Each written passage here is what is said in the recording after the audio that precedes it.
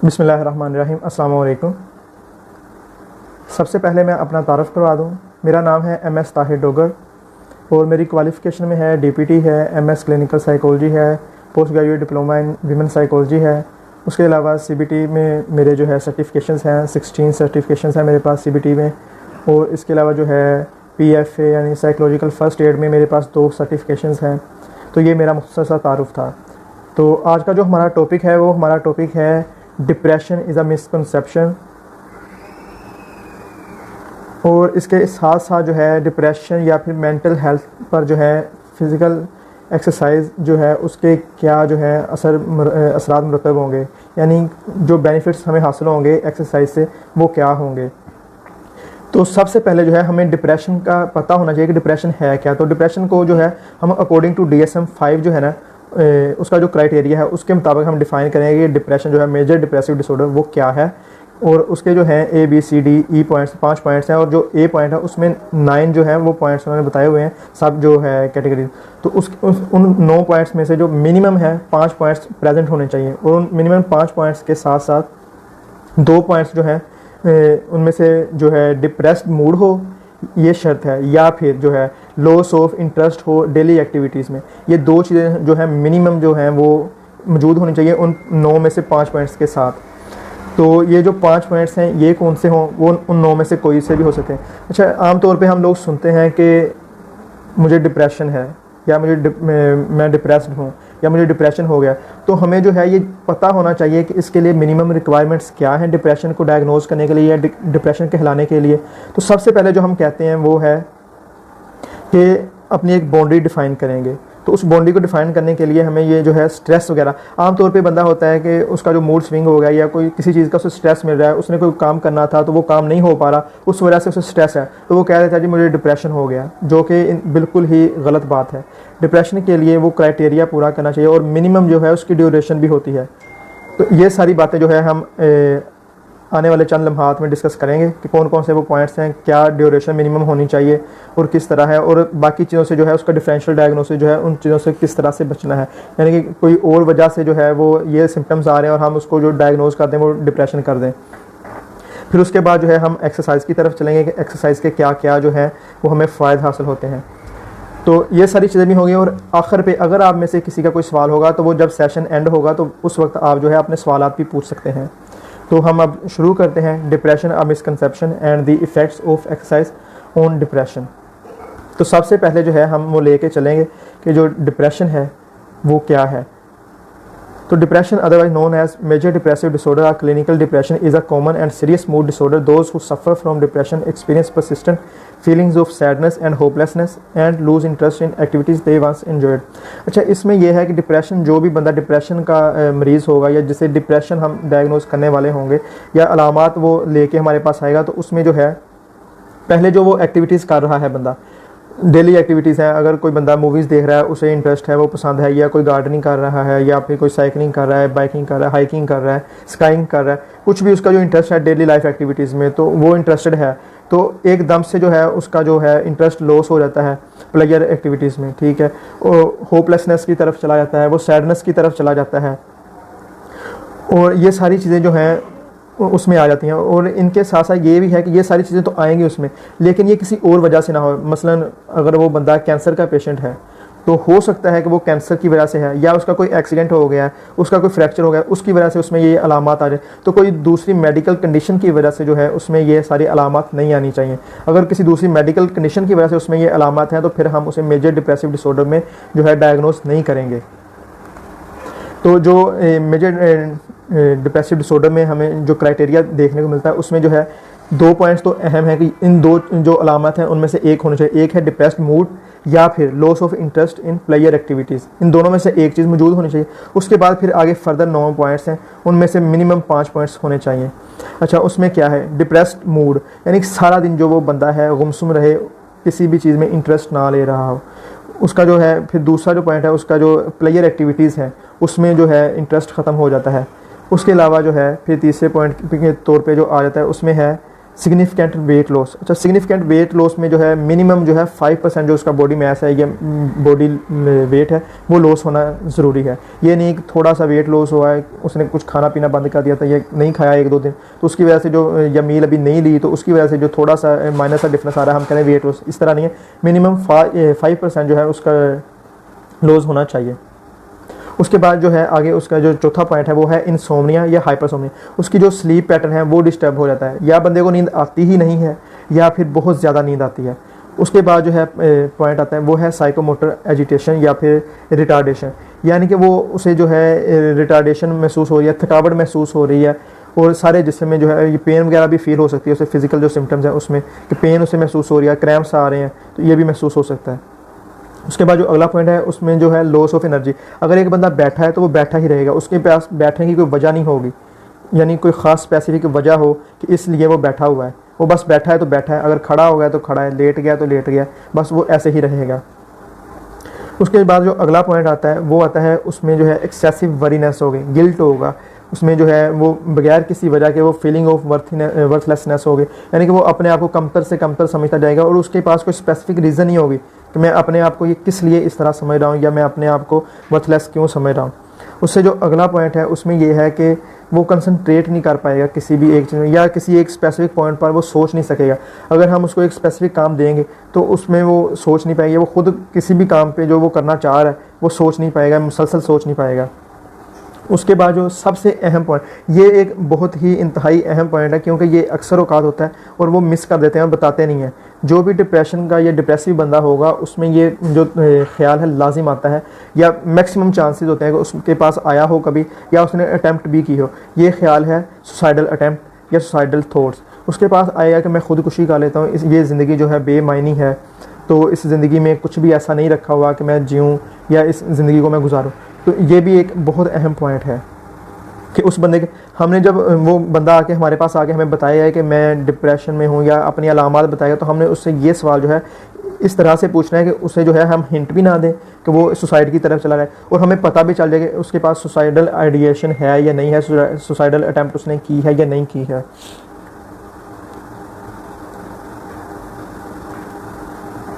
फिर इसके बाद जो है जो ये 9 पॉइंट में से मिनिमम जो मैंने अभी बताए 5 पॉइंट्स तो होने उसके पास लाजमी है। उसके बाद जो है ये जो पॉइंट्स बाकी 4 पॉइंट्स बनते हैं A B C D और E वाले, उसमें यह है कि ये जो सिम्टम्स उसमें आ रहे हैं ये उसकी जो सोशल लाइफ है, उसकी जो डेली लाइफ है, उसकी जो एजुकेशनल लाइफ है, उसकी जो पर्सनल लाइफ है, उसमें जो है डिस्ट्रेस पैदा करे, डिस्टर्बेंस पैदा करे। ये एक बहुत अहम चीज़ है। और उसके अलावा ये है कोई और फिजियोलॉजिकल जो है उसमें ना हो, अगर वो शोक का पेशेंट ना हो या हेमीप्लेजिया या इस तरह का कोई भी और उसमें जो है सिम्टम्स ना हो। फिर उसके बाद ये है कि उसमें कोई दूसरी जो है पहले बीमारी जो है या कोई और जो है डिसऑर्डर वगैरह ना पाए जाए, जिस तरह स्किज़ोफ्रेनिया है या स्किज़ोटिपिकल है, इस तरह के जो है स्किज़ो अफेक्टिव डिसऑर्डर है, इस तरह के जो है उसमें अलामत पहले ना पाई जा रही हों। या फिर उसमें जो है पहले मेनियक होता है एकदम से जो है मूड का एलिवेट हो जाना और बहुत ज़्यादा एनर्जी का आ जाना, तो वो सारी चीज़ें भी उसमें ना पाई जा रही हों। तो ये सारी जो अलामत है हमने देखनी है उसमें पाई तो नहीं जा रही, या कोई और पहले उसका कोई डायग्नोज हुआ हो हिस्ट्री में तो उसकी वजह से तो ये सिम्टम्स नहीं आ रहे, हमने ये भी देखना है। फिर उसके बाद जो है हम इसका जो है किस तरह से ट्रीटमेंट करेंगे, एज साइकोलॉजिस्ट या साइकोथेरेपिस्ट जो है हम उसको ट्रीटमेंट की तरफ जो लेके जाएंगे वो हम CBT का यूज़ कर सकते हैं, RET का यूज़ कर सकते हैं, इंटरपर्सनल साइकोथेरेपी का हम यूज़ कर सकते हैं, बिहेवियर एक्टिवेशन का हम यूज़ कर सकते हैं। ये वो चीज़ें हैं जो हम इस्तेमाल कर सकते हैं। तो ये चीज़ें किस तरह से इस्तेमाल करनी है, इसके साथ साथ हमने जब उसके सिम्टम्स वगैरह देखेंगे उसकी जो है हम देखेंगे सारी की कंडीशन क्या है और किस सीवियरिटी के लेवल तक है, उसके हिसाब से जो है हम फिर उसकी थेरेपी की तरफ जाएंगे कि ये थेरेपी है और ये मोड ऑफ जो है उसका ट्रीटमेंट इस्तेमाल करेंगे। उसमें जो है साइकेट्रिस्ट भी अपना रोल प्ले करेंगे, अगर सीवियर हों सिम्टम तो वो जो है मेडिकेशन भी साथ फिर यूज़ करेंगे, तो वो साइकेट्रिस्ट ही प्रेस्क्राइब करें, साइकोलॉजिस्ट जो है मेडिसिन प्रेस्क्राइब नहीं करें, वो सिर्फ साइकोथेरेपी जो है उसको इस्तेमाल करते हुए ट्रीटमेंट की तरफ जाएंगे। तो ये तो था क्राइटेरिया और ट्रीटमेंट किस तरह, इसकी जो मिनिमम ड्यूरेशन है वो क्या होनी चाहिए। मिनिमम जो ड्यूरेशन है सिम्टम्स की वो है 2 वीक्स जो है वो लगातार हो और पास्ट 6 मंथ में जो है ना ये सारा हो, और 2 साल का इसका मिनिमम क्राइटेरिया कि 2 साल से इसका सिम्टम्स कभी कभी आते जाते हो और कोई मेजर जो है इस तरह का कोई वाक़या हो जो इसको सपोर्ट कर रहा हो जिसकी वजह से बंदा कह सकता है कि हाँ इसका जो है डिप्रेशन में जा सकता है बंदा। अच्छा, जो हमने ये अभी तक सिम्टम डिस्कस किए हैं, सिर्फ हम इसकी बुनियाद पे अगले बंदे को डिप्रेशन जो है डायग्नोस नहीं करेंगे। हम जो है उसकी पर्सनैलिटी को भी असेस करेंगे, उसके हम जेस्चर पोस्चर भी देखेंगे, उसके जो रेलेवेंट हिस्ट्री होगी हम वो भी देखेंगे, जो हालात तो वाक़यात होंगे वो भी देखेंगे कि आया कि जो वो बातें हमें बता रहा है और जो उसका पोस्चर और जो वो हमें देखने में जो उसकी फ़िज़िकल अपीयरेंस है वो सारे फीचर्स आपस में मैच कर रहे हैं या नहीं कर रहे। और उसके अलावा जो है हम उसके पर्सनैलिटी के टेस्ट भी करेंगे। वो टेस्ट जो है हमें एग्जैक्ट बता सकते हैं कि आया कि वो बंदा सच बात बता रहा है या नहीं, क्योंकि अब जब मैंने ये बता दिए हैं कि ये पॉइंट्स मौजूद होने चाहिए, कोई भी बंदा जो है इंटरनेट आजकल एक्सेस हर बंदे के पास है, वो देखेगा कि ये पॉइंट्स हैं, लेकिन जो स्पेसिफिक टूल्स होंगे साइकोलॉजिकल वो हमें पता होंगे किस तरह से। और एक बंदे को इतना काबिल होना चाहिए कि वो अपने जो टूल्स हैं उनको इस्तेमाल करके तो डायग्नोसिस की तरफ जो है प्रॉपर वो जा सके। तो ये जो है हम ट्रीटमेंट की तरफ, ये जो ट्रीटमेंट है 2 वीक्स का जो उसका है स्पैम वो मिनिमम होना चाहिए रिसेंट में, जो प्रेजेंटिंग कंप्लेंट्स के साथ वो आएगा, और 6 मंथ्स में ये मैक्सिमम होना चाहिए। और 2 ईयर्स का जो है इसका 2 साल का जो है क्राइटेरिया है कि 2 साल के अंदर दरमियान जो है ये सारे उसको प्रॉब्लम स्टार्ट हुई हो, यानी मिनिमम 2 साल की ड्यूरेशन जो है इसके लिए ज़रूरी है। फिर उसके बाद जो है अब आते हैं हम इसके जो ट्रीटमेंट तो हो गया कि हम साइकोथेरेपी यूज़ करेंगे। साइकोथेरेपी में हम CBT RET वगैरह यूज़ करेंगे। तो ये तो यूज़ करेंगे, और कब तक ये यूज़ करेंगे, हम जो है 2 से 4 हफ्ते पहले यूज़ करेंगे, देखेंगे कि आया उसमें इम्प्रूवमेंट्स आ रही हैं। अगर उसमें इम्प्रूवमेंट्स आ रही होंगी तो फिर जो है हम इसको 4 हफ्तों तक लेके जाएँ, 8 वीक्स तक हम जो है लेके जाएंगे, 8 हफ्तों तक लेके जाएंगे। फिर उसमें जो है हम ट्रीटमेंट प्लान के CBT और RET तो यूज़ कर रहे हैं, उसके साथ हमने क्या करना है, उसके साथ हम उसको डेली एक्टिविटीज़ चार्ट देंगे, हम उसको छोटी छोटी असाइनमेंट्स देंगे जो वो अचीव करेगा या फुलफ़िल करेगा।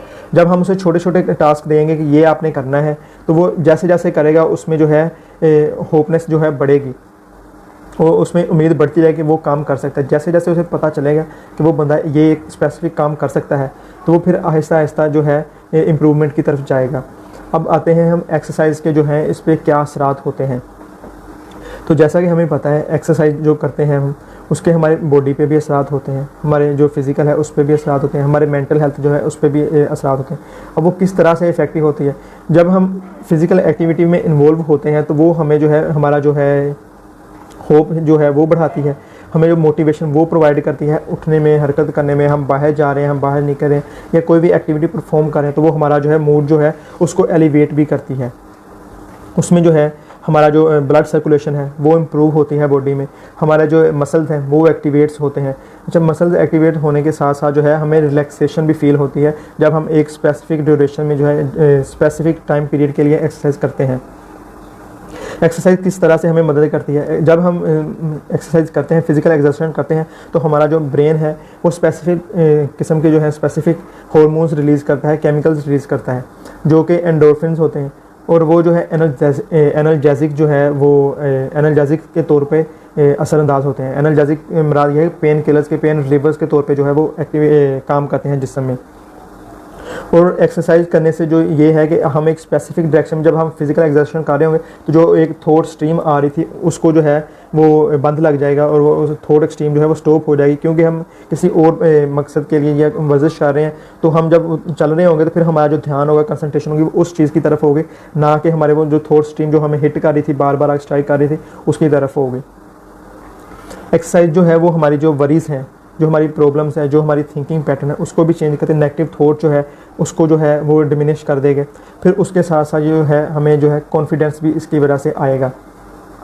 जब हम फिज़िकल एक्सरसाइज की तरफ जाएंगे, एक्सरसाइज की तरफ जाएंगे, जाहिर सी बात है ज़्यादातर एक्सरसाइज जो है वो हम घर पे भी कर सकते हैं, लेकिन उसके साथ साथ हम जो वॉक वगैरह है या रनिंग वगैरह है वो करने के लिए हम बाहर जाएँ। जब हम बाहर जाएंगे तो हमारा जो सोशल इंटरेक्शन है वो भी बढ़ेगा, जो हमारा सोशल सिनेरियो है वो भी बढ़ेगा, और जो हम लोगों से हमारा इंटरेक्शन है वो बढ़ेगा। हम रास्ते में जाएँ, हम लोगों को देखेंगे कि लोग ये कर रहे हैं, हम चल फिर रहे हैं, हमारा सोशल इंटरेक्शन बढ़ेगा, हम बात करेंगे किसी से, तो इंटरेक्शन बढ़ने की वजह से जो है हमारे अंदर मज़ीद कॉन्फिडेंस आएगा, मोटिवेशन बढ़ेगी कि हमने ये काम करना है। तो जब हम किसी को बताएंगे कि हम एक्सरसाइज कर रहे हैं, उससे जो है हमारा मज़ीद जो है स्टेमिना बूस्ट होगा, और जो है ये पेन और ये जो नेगेटिव थॉट्स हैं वो कम होना शुरू हो जाएंगे, मिनिमाइज होना शुरू हो जाएंगे।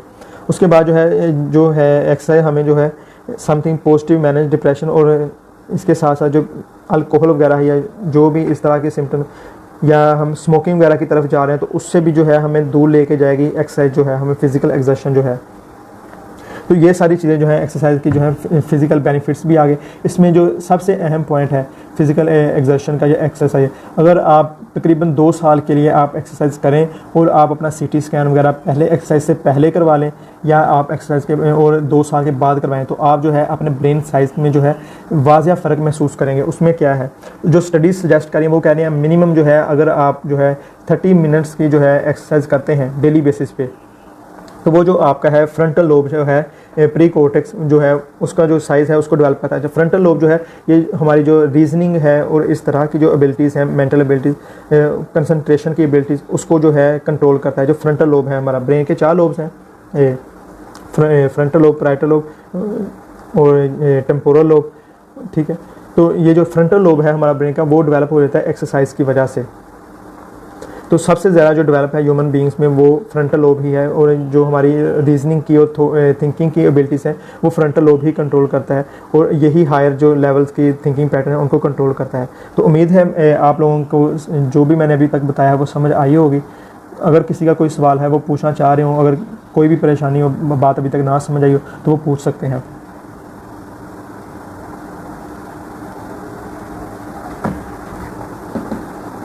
डिप्रेशन से रिलेटेड आप पूछ सकते हैं, आप एक्सरसाइज से रिलेटेड पूछ सकते हैं, आप किसी दूसरी इससे रिलेटेड जो आप बात पूछना चाह रहे हैं तो वो भी आप पूछ सकते हैं। यानी कि किस तरह से हम जो है लेके चलेंगे उससे रिलेटेड पूछना चाह रहे हैं, ट्रीटमेंट से रिलेटेड जो भी अभी तक डिस्कस किया है आप उससे किसी भी पॉइंट को आप जो है पूछ सकते हैं।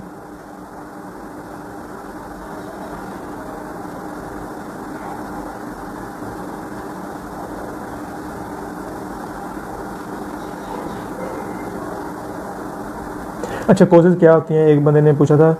तो डिप्रेशन की कोजेज़ कुछ भी हो सकती हैं, कोई भी स्वेयर ट्रॉमा जो है वो भी हो सकता है। अब स्वेयर ट्रॉमा में क्या है, तो ये तो जब हम बंदे को, जो बंदा हमारे पास आएगा अपनी प्रॉब्लम लेके, तो उसके जो हालात वाक़यात होंगे, उसकी जो हिस्ट्री होगी, हम उसके अकॉर्डिंग ही देखेंगे कि वहाँ पे क्या ट्रिगरिंग पॉइंट था। लेकिन अगर आप एक एग्जांपल के तौर पे पूछ रहे हैं तो उसके तौर पे मैं बताता हूँ, सडन जो है मदर डेथ हो जाती है तो बहुत ज़्यादा लोग जो हैं उसकी वजह से भी डिप्रेशन में जा सकते हैं। अब किसी अपने प्यारे की डेथ होगी उसकी वजह से भी जा सकते हैं, रिलेशनशिप है उसमें प्रॉब्लम है उसकी वजह से भी डिप्रेशन में जा सकते हैं। तो कोई भी रीज़न हो सकता है, कोई भी किसी अपने प्यारे की जो है डेथ वो तो हो सकती है, बिज़नेस में लॉस है वो हो सकता है, एजुकेशनल करियर में जो है लॉस वो हो सकता है। तो डिप्रेशन को कोई भी चीज़ जो है ट्रिगर कर सकती है। वो तो डिपेंड करता है किस बंदे का है जो हमारे पास आया है, तो उसकी जो क्या सिचुएशन थी, तो उसके हिसाब से इसकी कोजेज़ कुछ भी हो सकती हैं।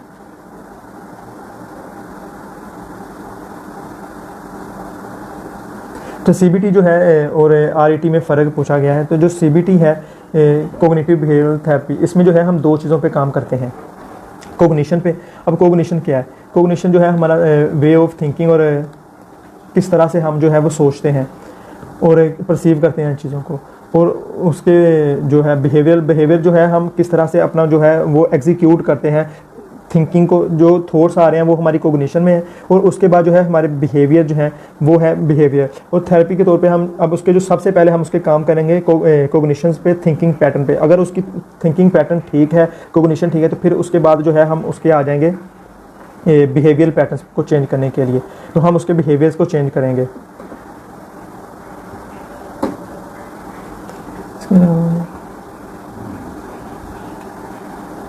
सोसाइटी।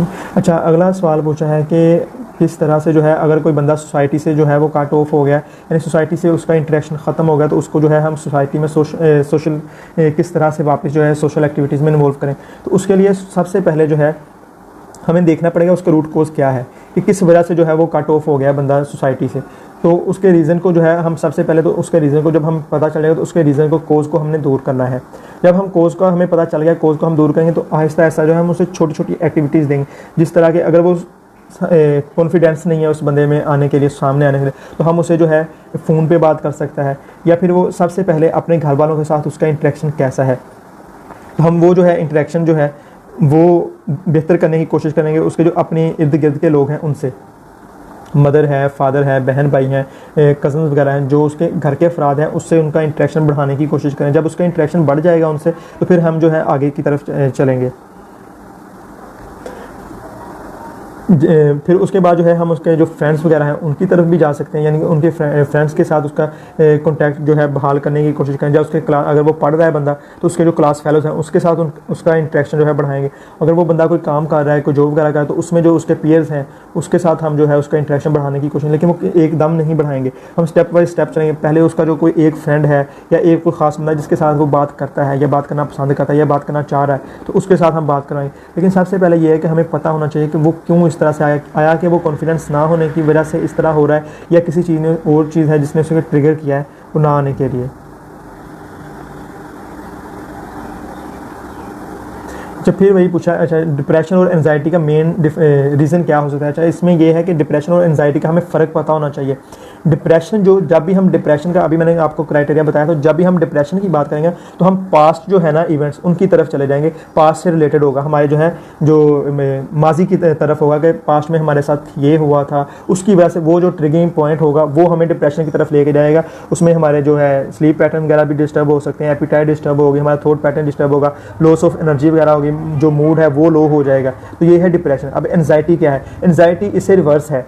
एंजाइटी में ये है कि वो फ्यूचर रिलेटेड ओरिएंटेड जो चीज़ें हैं वो होगी। फ्यूचर में मैं ये काम करना चाह रहा हूँ लेकिन करूँगा नहीं, वो सोचता जाना, ये काम मुझसे होगा नहीं होगा, उस काम को वो बंदा ख़राब कर देगा, ये हो जाएगा वो है, तो हम फ्यूचर ओरिएंटेड हो जाएंगे एंजाइटी में। एंजाइटी में भी चंद चीज़ें डिप्रेशन से मिलती जुलती हैं, जिस तरह कि उसमें भी एपिटाइट जो है डिस्टर्ब होगी, उसमें भी जो है आपकी स्लीप पैटर्न डिस्टर्ब होंगे, लेकिन ये फ्यूचर ओरिएंटेड होगा।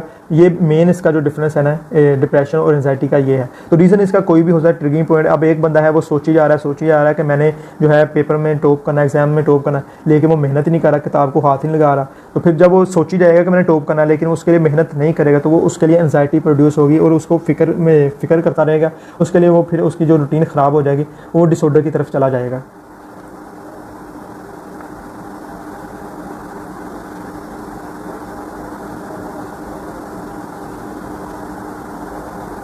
अच्छा, एक्सरसाइज का वो एक बंदे ने पूछा है कि एक्सरसाइज जो है वो कौन सी एक्सरसाइज हो। अब एक्सरसाइज में जो है आप मिनिमम जो है, अगर एज अ साइकोलॉजिस्ट पूछेंगे तो आप उनको 16 PMR बता सकते हैं, ठीक है। उसके अलावा जो है आप ब्रीथिंग एक्सरसाइजेस बता सकते हैं, किस तरह से ब्रीथिंग एक्सरसाइज करने के लिए जो है सबसे पहले आपको कंफर्टेबल होकर और रिलैक्सिंग पोजीशन में बैठना है। आपने अपने सारे अज़ा जो जिस्म के हाथ और पाँव हैं उनको रिलैक्स पोजीशन में, और साथ बैक जो है उसको भी रिलैक्स रखें, किसी चीज़ के साथ टेल लगा, जिस तरह आप चेयर पे बैठ सकते हैं, तो चेयर की जो बैक है उसके साथ रिलैक्स होकर बैठ सकते हैं और एक्सरसाइज कर सकते हैं।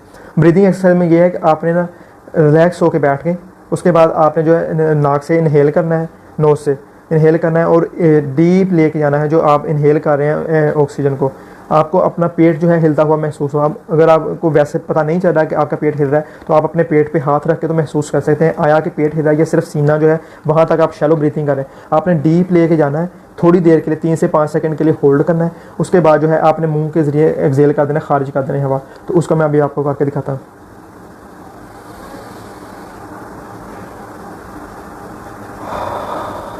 तो इसमें यह है, इस तरह से आपने इनहेल करना है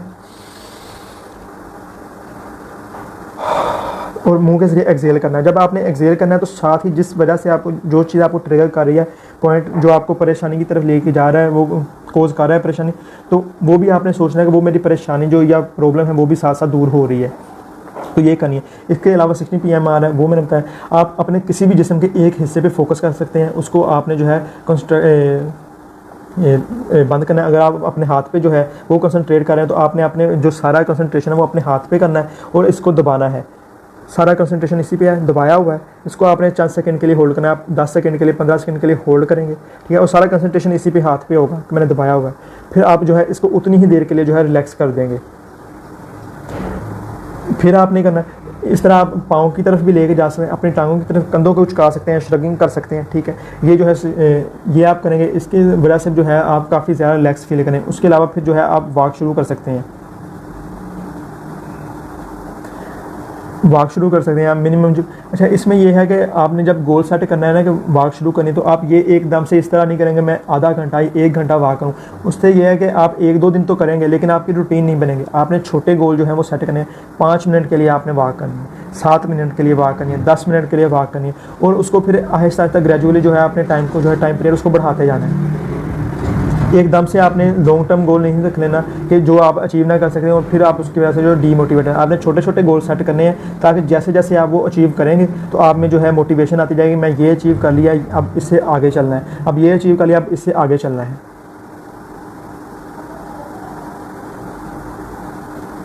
जब मूड स्विंग्स जो हैं वो आम तौर पे होते हैं, इसमें कोई प्रॉब्लम नहीं। मूड स्विंग कई वजह से हो सकते हैं। एकदम बंदा खुश है और कोई इस तरह का उसके जो ख्याल आ गया या उसने कोई चीज़ देख लिया या उसके साथ कोई ऐसा वाक़या भी एकदम से पेश आ गया कि वो सैडनेस की तरफ चला जाएगा, तो इसमें कोई भी ऐसी बड़ी बात नहीं है। और सबसे जो बेहतर हाल है, जो आपको ट्रिगरिंग पॉइंट है उससे आपने दूर होना है। अगर आप किसी जगह पर बैठे हुए हैं और वहाँ पर कोई ऐसी चीज़ हो गई है कि जिसकी वजह से आप इरिटेट हो रहे हैं, तो आपने वो जगह जो है वो तब्दील कर लें। आप वहाँ से उठ के जा सकते हैं, बाहर जा सकते हैं, या किसी और एक्टिविटी में आप जो है ख़ुद को इन्वॉल्व कर लेंगे ताकि उस चीज़ की तरफ जो है ना आप ना जाएं।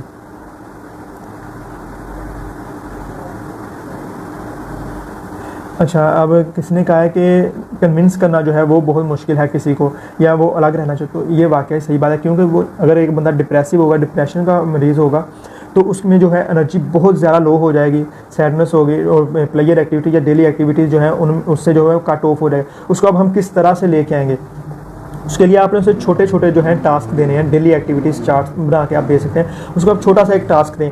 फ़र्ज़ करें आपने उसे ग्रूमिंग का देना है कि आपने जो है सुबह उठ के ब्रश करना है, फेस वॉश करना है, आपने जो है कपड़े तब्दील करने हैं, आपने जो है अपनी जो है सेल्फ मेंटेनेंस करनी है। इस तरह के आप छोटे छोटे से टास्क देंगे। आपने कॉम्बिंग करनी है, ठीक है, हेयर ब्रश करने हैं, यानी तो इस तरह के आप छोटे छोटे से टास्क दें, सेल्फ केयर की तरफ लेके आएँ। क्योंकि जो बंदा डिप्रेशन में होगा वो अपने सेल्फ केयर को भी निगलेक्ट कर देता है, तो आप उसको सेल्फ केयर की तरफ लेके आएँ। जब वो इस चीज़ को अचीव कर लेता है, फिर आपने उससे आगे बढ़ना है, और आगे बढ़ के आपने थोड़ा सा उसका मज़ीद जो है टास्क, अब उस जो पर्सन जो भी होगा, अगर कोई स्टूडेंट है तो वो कह रहा है मेरा पढ़ाई में भी दिल नहीं लग रहा, कुछ नहीं, तो आपने उसे कोई इस तरह का काम बताना है, कोई इस तरह की चीज़ बतानी है कि वो उसमें इन्वॉल्व हुआ। अब वो कह रहा है मेरा पढ़ाई में, साइंस का स्टूडेंट है, मेरा पढ़ाई में जो है बायोलॉजी मुझे पसंद नहीं है, नहीं पढ़े, ठीक है। आपको कोई आर्ट्स की बुक पसंद है, आप उसको सिर्फ रीड करें, पढ़ेंगे नहीं, याद नहीं करेंगे, आप उसको रीड करना शुरू करें। रीड वो नहीं करना चाहते, क्या आप रीड करना चाहते, इंटरेस्ट किस चीज़ में है, जिस चीज़ में इंटरेस्ट है उस बंदे को आप उस चीज़ का उसे बताएंगे। अगर कोई ऐसी नेगेटिव एक्टिविटी है जिसमें उसका इंटरेस्ट है तो वो नहीं आप बताएं। पहले आपने उसके जो है नेगेटिव और जो पॉजिटिव इंटरेस्ट है वो पूछ लेने हैं। सब जब हिस्ट्री ले रहे होते हैं हम उसके इंटरेस्ट वगैरह और सारी हिस्ट्री ले लेते हैं, तो हमें पता होता है ये उसके नेगेटिव पॉइंट्स हैं, ये है उसके पॉजिटिव पॉइंट्स हैं। हमने उसके पॉजिटिव पॉइंट्स को बढ़ाना है और नेगेटिव पॉइंट्स को स्टेप बाय स्टेप हमने जो है कम करना है। इंसोम्निया के कॉजेज़ कुछ भी हो सकते हैं, जैसे ट्रिगरिंग पॉइंट है, कोई भी पॉइंट ट्रिगर कर सकता है। एकदम से परेशानी आ जाती है तो वो भी इंसोम्निया को प्रोड्यूस कर सकती है। अब इंसोम्निया में जो है आपकी डाइट जो है वो भी प्रॉपर ना हो, उसकी वजह से भी ये हो सकता है। आपकी एक रूटीन है वो बहुत हेक्टिक हो, कैफीन का ज़्यादा इस्तेमाल, जिस तरह एनर्जी ड्रिंक्स वगैरह का आजकल बहुत रुझान है, तो एनर्जी ड्रिंक्स बहुत ज़्यादा बच्चे इस्तेमाल कर रहे हैं। उसमें सबसे आम अगर लेंगे आप तो कोला ले सकते हैं, वो भी ज़्यादा इस्तेमाल करेंगे तो उसकी वजह से भी आपको जो स्लीपिंग में प्रॉब्लम आ सकती है। चाय का ज़्यादा इस्तेमाल, कॉफ़ी का ज़्यादा इस्तेमाल हो सकता है। स्टिंग की जो आजकल मशरूबात इस्तेमाल हो रहे हैं, स्टिंग या दूसरे पावर ड्रिंक, एनर्जी ड्रिंक्स जो इस्तेमाल हो, वो भी इंसोम्निया प्रोड्यूस कर सकते हैं। और भी इसके अलावा भी हो सकते हैं, लेकिन ये तो अब उस स्पेसिफिक पर्सन का हमें देखना पड़ेगा कि क्या ट्रिगरिंग पॉइंट है।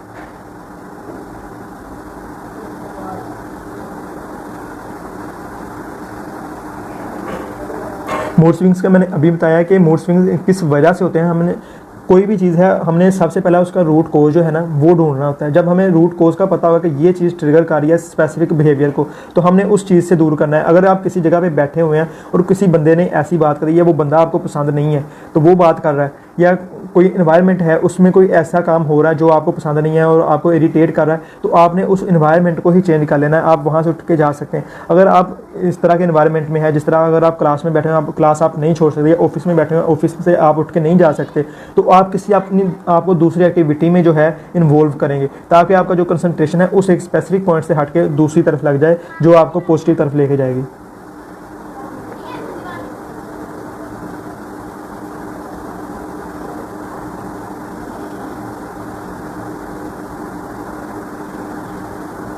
अच्छा, इसके अलावा अगर किसी और का हो ट्रिगरिंग पॉइंट, ये जो मैंने मूड स्विंग का बता दिया कि मूड स्विंग जो है हो जाता है, इसमें ये कोई प्रॉब्लम नहीं। हमें रियलिटी की तरफ लेके आना है खुद को कि हम ये हाजिर है, हाँ ये प्रॉब्लम है या ये वजह है, तो उसको जो है हम आहिस्ता आहिस्ता जो है दूर करेंगे। अच्छा, और मज़ीद किसी का कोई सवाल हो?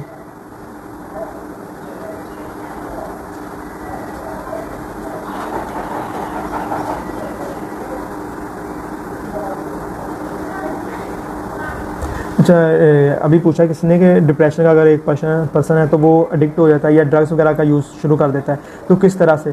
तो अगर एक बंदा ड्रग्स का यूज़ करना शुरू कर देता है या अभी उसने स्टार्ट ही किया, तो हम किस तरह से उसे रोकेंगे। तो हम उसे जो है रियलिटी की तरफ लेके आएंगे, ठीक है। रियलिटी की तरफ किस तरह लेंगे, हम उसके जो फ़ायदे हैं वो बताएंगे कि इसका ये फ़ायदा है, नहीं फ़ायदा है, तो हम उसके जो नुकसानात हैं उसकी तरफ लेके जाएंगे, उसे रियलाइज़ करवाएंगे कि अगर आप ड्रग्स लोगे तो आप जो है सोसाइटी से कट ऑफ हो जाओगे, सोसाइटी में आपकी इज़्ज़त नहीं रहेगी, आपका जो है मॉनेटरी लॉस भी होगा इसकी वजह से, आपका जो है यानी माली नुकसान भी होगा इसकी वजह से, आपके घर वाले भी हो सकता है कि आपके एडिक्शन की वजह से आपको पसंद ना करें, या जो दूसरे लोग हैं सोसाइटी आपको एक्सेप्ट नहीं करेगी अगर आप ये काम करोगे, आपके जो फ्रेंड्स सर्कल है वो आपको जो है एक्सेप्ट नहीं करेंगे। और इसके अलावा जो इसके नेगेटिव असरात होंगे, यानी आपने उसको बता दिया कि मॉनेटरी लॉस होगा और इस तरह की दूसरी चीज़ें आपने बता दी हैं, और उसके साथ साथ उसको फिजियोलॉजिकल भी प्रॉब्लम्स हो सकती हैं, उसका जो है मेंटल जो है बैलेंस वो भी बिगड़ सकता है, उसकी वजह से उसकी जो फिज़िकल बैलेंस है वो भी लॉस हो जाएगा और उसकी जो है वीकनेस की तरफ भी वो जाएगा। आहिस्ता आहिस्ता जो है वो ड्रग्स की जो है वो डेवलप हो जाएगी, हैबिट डेवलप हो जाएगी, और जैसे ही वो हैबिचुअल हो जाएगा तो उसे डोज जो है इंक्रीज़ करना पड़ेगा साथ साथ। तो जैसे ही वो यानी टॉलरेंस डेवलप हो जाएगी ना जब ड्रग्स की, तो वो फिर इंक्रीज़ करता जाएगा। तो फिर इंक्रीज़ करने का भी एक लेवल होता है, वो कब तक इंक्रीज़ करेगा, जब वो एक्सट्रीम तक पहुंच जाएगा तो उसकी जो है बॉडी माइंड उसका वो जवाब दे जाएगा, फिजियोलॉजिकल जो उसके फंक्शन है वो सारे जो है डिस्टर्ब हो जाएंगे, उसकी वजह से फिर उसको क्रैम्प्स, बॉडी पेन्स, एक्स, ये सारा कुछ उसको शुरू हो जाएगा अगर वो नहीं छोड़ा। तो हमने उसको जो है नुकसान बताने हैं उसके कि ये नुकसान है अगर आप ये नहीं छोड़ोगे। फिर जो है हम उसको सोसाइटी में लेके आएंगे कि देखो ये बंदा भी है, ये बंदा ड्रग्स लेने वाले को पसंद नहीं करता, आपके घर वाले पसंद नहीं करते, आपके जो अजीज़ो कारब हैं वो पसंद नहीं, सोसाइटी उसको एक्सेप्टेंस नहीं देती जो बंदा ड्रग्स इस्तेमाल कर रहा है। तो इस तरह जो है वो रियलाइज़ करेगा कि ये चीज़ अच्छी नहीं है। अच्छा, ब्रीदिंग एक्सरसाइज का पूछा है कि पैल्पिटेशंस कोज करते हैं। अच्छा, ब्रीदिंग एक्सरसाइज से कुछ भी नहीं होगा, पैल्पिटेशंस वगैरह कुछ भी नहीं होगा इसका। अगर आप प्रॉपर तरीके से ब्रीदिंग एक्सरसाइज कर रहे हैं, ब्रीदिंग कर रहे हैं, तो उससे जो है आपको सूदिंग इफेक्ट होगा, एनर्जेटिक इफेक्ट होगा, रिलैक्सिंग इफेक्ट होगा।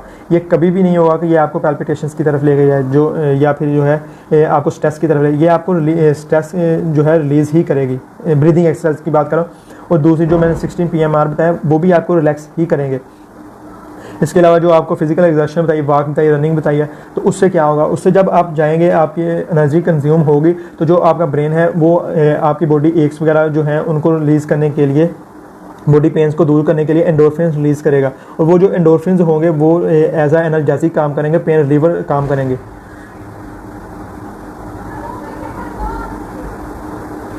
लॉन्ग लाइफ डिप्रेशन जो है ना इस तरह नहीं होगा, उसका हमें रूट कोज, अगर बहुत सारे लोग हैं कि वो डिप्रेशन को लेकर चल रहे हैं और उनका ट्रीटमेंट ना होने की वजह से या जो मेंटल हेल्थ है हम उसको इम्पोर्टेंस नहीं देते, और इम्पोर्टेंस ना देने की जो सबसे अहम वजह है वो है अवेयरनेस का ना होना। तो अवेयरनेस सबसे पहले तो हमें जो है अवेयरनेस की ज़रूरत है, हमें अपने जो इर्द गिर्द के लोग हैं उन्हें बताने की ज़रूरत है, अवेयर करने की ज़रूरत है कि मेंटल हेल्थ भी कोई चीज़ है, और ये परेशानियां जो हैं ये भी आपकी डेली लाइफ जो एक्टिविटीज़ हैं उनमें प्रॉब्लम प्रोड्यूस करेंगी, आपकी फ़िज़िकल जो हेल्थ है उसमें भी ये आपको प्रॉब्लम करेंगी, उसके अलावा जो है आपकी फिजियोलॉजिकल हेल्थ है उसमें भी आपको ये प्रॉब्लम करेंगी, उसके अलावा जो आपकी मेंटल हेल्थ उसमें भी आपको जो है ये प्रॉब्लम करेंगी। अच्छा, एक इसमें सबसे अहम पॉइंट जो अभी याद आया कि जैसे जैसे जो है आप जो है फिज़िकल एक्टिविटीज़ को बढ़ाएंगे या आपकी मोटिवेशन जब बढ़ेगी ना, तो जितना एक बंदा मोटिवेटेड ज़्यादा होगा तो उतना ही उसका जो इम्यून सिस्टम है वो भी स्ट्रॉन्ग होगा। एक बंदा हैप्पी होगा तो उसका इम्यून सिस्टम जो है, इम्यूनिटी है वो भी इंक्रीज़ होती है, इम्यून सिस्टम मजबूत होगा। एक बंदा जो डिप्रेस होगा या होपलेस होगा उसकी जो इम्यूनिटी है वो भी वीक हो जाएगी और वो मोर प्रोन हो जाएगा डिजीज़ को, बजाय उस बंदे को जो एक पॉजिटिव और हेल्दी बंदा है, होपफुल बंदा है।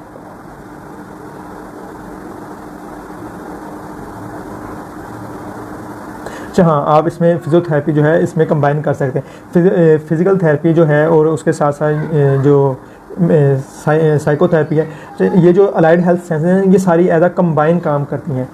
तो आमतौर पे तो ये है कि जो एक बंदे को मसला होता है या प्रॉब्लम होती है या कोई भी परेशानी हो उसके लिए वो एक स्पेसिफिक ट्रीटमेंट के लिए आता है, लेकिन आमतौर पे जो है ये पैरेलल ही चलती हैं, सारी चीज़ें जो है हैंड इन हैंड ही चलती हैं। फिजिकल थेरेपी हो गया, ऑक्यूपेशनल थेरेपी हो गया, साइकोथेरेपी हो गया, स्पीच थेरेपी है, तो ये न्यूट्रिशन है, न्यूट्रिशन का भी बहुत ज़्यादा इफेक्ट होता है आपकी जो फिजिकल हेल्थ है, मेंटल हेल्थ है, इस पर आपका न्यूट्रिशन का भी बहुत, ये सारी चीज़ें जो है पैरेलल चलेंगी, हैंड इन हैंड चलेंगी। ये नहीं है कि आप सिर्फ एक स्पेसिफिक चीज़ को अगर आपका प्रॉपर डाइट प्लान नहीं है ना, तो आप बाकी चीज़ें फिजिकल जो थेरेपी है वो भी आप इस्तेमाल करोगे, वो भी आपको उस हद तक फ़ायदा नहीं देगी जब तक आपका जो डाइट प्लान है वो ठीक नहीं होगा। अच्छा, आप फिजिकल थेरेपी करा रहे हैं, आपकी डाइट भी ठीक है, लेकिन आप मेंटली तौर पे जो है मोटिवेटेड नहीं है, तो फिर भी आपको जो वो चीज़ है उस हद तक फ़ायदा नहीं पहुँचाएगी जब तक कि आप मेंटली तौर पर भी जो है मोटिवेटेड ना हो।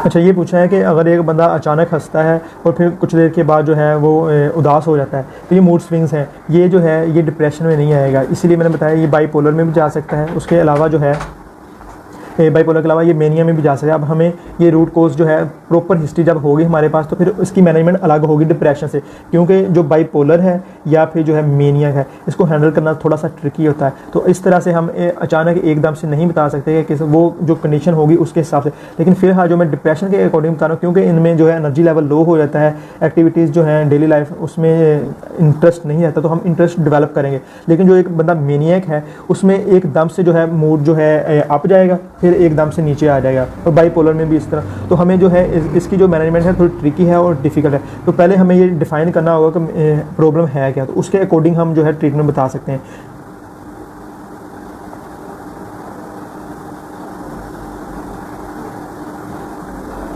अच्छा, इसमें जो है कि लोग सवाल पूछा है कि लोग जो है साइकेट्रिस्ट या साइकोलॉजिस्ट के पास नहीं जाना चाहते, या वो कहते हैं हम पागल नहीं हैं, तो उन्हें काउंसलिंग की ज़रूरत होती है। उन्हें यही तो मसला है कि अवेयरनेस नहीं है। जब अवेयरनेस होती है, लोगों को पता चलता है अच्छा ये भी एक चीज़ प्रॉब्लम है। अचानक उदास हो जाना ये भी एक प्रॉब्लम है, बगैर किसी रीज़न के उदास हो जाना प्रॉब्लम है। डेली लाइफ एक्टिविटीज़ जो प्लेयर एक्टिविटीज़, अब एक बंदा जो है वो मूवीज़ देखना उसे पसंद था, एकदम से वो मूवीज़ देखना उसे पसंद नहीं है, तो वो भी एक प्रॉब्लम है। तो उसे जब हम बताएंगे कि अवेयर करेंगे कि भाई आप जो एक्टिविटीज़ या आप गार्डनिंग कर रहे थे और आपको उसमें जो है मज़ा आता था, आप खुश होते थे, और अब एकदम से आप जो है उनमें उस एक्टिविटी से आप पीछे हट गए हैं, तो वो नॉर्मल चीज़ नहीं है। हाँ, अगर आप एक एक्टिविटी कर रहे थे और आहिस्ता आहिस्ता जो है सिलसिलावार आपने वो एक्टिविटी छोड़ दी है, तो फिर तो वो नॉर्मल है। अगर एकदम से आप वो चीज़ छोड़ेंगे फिर वो नॉर्मल नहीं होगी। इंसोम्निया का जो पेशेंट है उसको उसके ट्रीटमेंट के लिए जो है आप साइकेट्रिक के पास भी जाएंगे, तो उसमें जो है वो ड्रग्स वगैरह का यूज़ करेंगे। उसके अलावा जो है साइकोथेरेपी में अगर हम उसके ट्रीटमेंट की तरफ जाएंगे, तो हम जो है उसको फिज़िकल एक्सर्शन की तरफ लेके आएंगे, और साथ साथ जो है फिज़िकल एक्टिविटीज़ में इन्वॉल्व करेंगे। डीप ब्रीथिंग उसे लाजिम बताएंगे, और इसके अलावा एक्सरसाइज जो है हम उसको वॉक बता सकते हैं, रनिंग बता सकते हैं, और जो है उसको एक्टिविटीज़ में इन्वॉल्व करें ताकि उसे थोड़ी सी थकन महसूस हो और उसे आराम की ज़रूरत महसूस हो। और इसका साथ जो है साइकेट्रिक ट्रीटमेंट लाजिम है जो इंसोम्निया का पेशेंट होगा।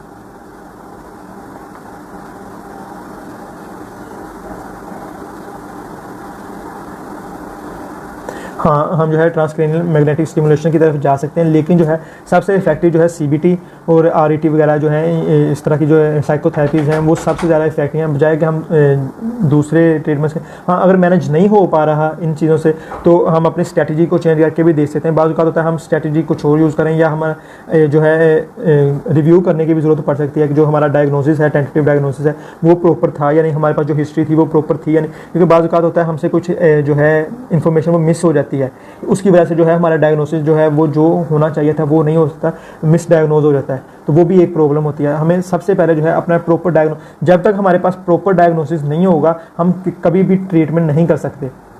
अगर सिर्फ हम थोड़ी सी मालूमात की बुनियाद पर ट्रीटमेंट करना शुरू कर देंगे, तो वो ट्रीटमेंट इफेक्टिव भी नहीं होगा और लॉन्ग टर्म भी नहीं चलेगा। अच्छा, इसके अलावा किसी का कोई सवाल हो?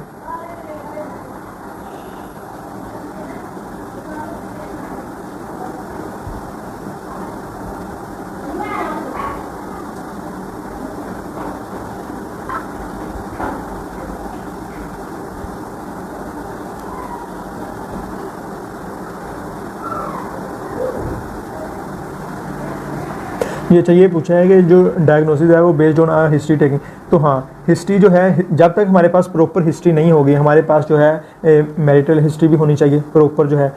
अगर वो यंग है, जो पर्सन है वो खुद मैरिड नहीं है, तो उसके पेरेंट्स की कज़न मैरिज है या नहीं है, उसके पेरेंट्स में प्रॉब्लम तो नहीं है, किसी में मदर में या फादर में कोई साइकेट्रिक हिस्ट्री तो नहीं है, उसके ग्रैंड पेरेंट्स में तो नहीं है, उसके जो अंकल हैं आंट्स हैं उनमें तो किसी में अजीज़ो कारब जो हैं उसके भाई बहन में किसी में प्रॉब्लम तो नहीं है, ये भी हमें पता होना चाहिए। जब तक हमारे पास हिस्ट्री नहीं होगी ना, तो डायग्नोसिस जो है हमारा वो प्रॉपर नहीं हो सकेगा। फैमिली हिस्ट्री जो है, जेनेटिक हिस्ट्री, वो हमारे पास होनी बहुत ज़रूरी है। उसकी फैमिली में ये प्रॉब्लम तो नहीं चल रही थी जो अब आके उससे आगे ट्रिगर कर रही है, जेनेटिक तो नहीं है ये प्रॉब्लम उसमें। हाँ, ये पूछा है कि मेडिकेशन टेक्निक जो है वो इफेक्टिव हैं या नहीं। मेडिकेशन इफेक्टिव हैं, लेकिन सिर्फ मेडिकेशन जो है वो इफेक्टिव नहीं है। जब तक आप साथ जो है साइकोथेरेपी की तरफ नहीं लेके जाएंगे, बिहेवियर मॉडिफिकेशन की तरफ या नहीं लेके आएंगे, तो तब तक जो है मेडिकेशन अकेली काम नहीं करेगी। मेडिकेशन जो है सपोर्ट करती है ट्रीटमेंट में, लेकिन सिर्फ मेडिकेशन जो है वो ट्रीटमेंट नहीं है डिप्रेशन के लिए, डिप्रेशन मैनेजमेंट के लिए। अच्छा, इसके अलावा कोई और हो बात?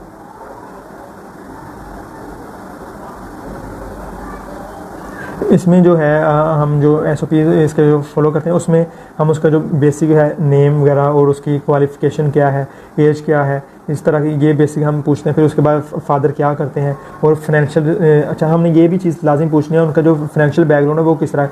बाज़ औक़ात ये होता है कि फाइनेंशियल बैकग्राउंड जो है उसमें प्रॉब्लम्स होती हैं और उस वजह से जो है बाकी प्रॉब्लम्स जो है वो अकर हो रही होती हैं। अक्सर लोग कहते हैं जी हमें अल्लाह का शुक्र है, हमें कोई भी माली जो है प्रॉब्लम, तंगी नहीं है, प्रॉब्लम नहीं है, लेकिन हकीकत में जो है अनकॉन्शियसली उन्हें वही चीज़ जो है वो इरीटेट कर रही है, ट्रिगर कर रही होती है। इसकी मिसाल के तौर पर अगर आप देखें, एक मज़दूर है, वो 5-10 हज़ार रुपये 20 हज़ार रुपये कमा रहा है और अगर आप उसे पूछेंगे घर के हालात कैसे हैं, वो कहेगा अल्हम्दुलिल्लाह बहुत अच्छे चल रहे हैं। जबकि आपको पता है कि जिस तरह का महंगाई का दौर है तो इतने में गुजारा करना बहुत मुश्किल है। हम ये नहीं है कि हम जजमेंटल हो जाएं कि भाई इसका गुजारा नहीं चल सकता तो ये तंग ही है, ऐसा भी नहीं है। हमने जजमेंटल भी नहीं होना, हमने जो हमें हिस्ट्री दे रही है उसकी बुनियाद पे जो है हमने डायग्नोस करना है। लेकिन ये है कि हमने जो है हमारा जो बिहेवियर है वो जजमेंटल ना उस बंदे के। अगर एक बंदा आके कह रहा है कि जी मेरा नमाज़ पढ़ने को दिल नहीं कर रहा, तो हम कहना शुरू कर दें यार ये बंदा ही गलत है। हमने जजमेंटल भी नहीं होना, वो उसकी प्रॉब्लम हो सकती है, अब वो क्यों है क्या है वो तो उस बंदे के अकॉर्डिंग ही हम देखेंगे। तो SOP में जो उसकी है, हमने उसकी बेसिक हिस्ट्री ले ली, उसकी जो पेरेंट्स हैं उसकी हिस्ट्री ले ली है, उसकी फिर आगे चलते जाएंगे उसकी जो वर्किंग हिस्ट्री है या वो स्टूडेंट है तो उससे रिलेटेड उसकी हॉबीज़ क्या हैं, ये इंटरेस्ट क्या है, वो हम जो है डिटेल से उससे पूछेंगे। ये प्रॉब्लम कब शुरू हुई, कैसे शुरू हुई, किस वजह से शुरू हुई। अगर वो स्कूल में था, हो सकता है कि टीचर ने मारा हो, नाकाम हुआ, या टीचर ने नहीं मारा, उसने स्ट्रेस खुद ही ले ली, बाकी बच्चे जो हैं वो बहुत ज़्यादा उनके मार्क्स आ रहे, मेरे मार्क्स क्यों नहीं आ रहे, तो ये भी पॉइंट ट्रिगर कर सकते हैं। तो वो पूरी हिस्ट्री जो है हमारे पास होनी चाहिए, वो पूरी हिस्ट्री हमने लेनी है डिटेल से।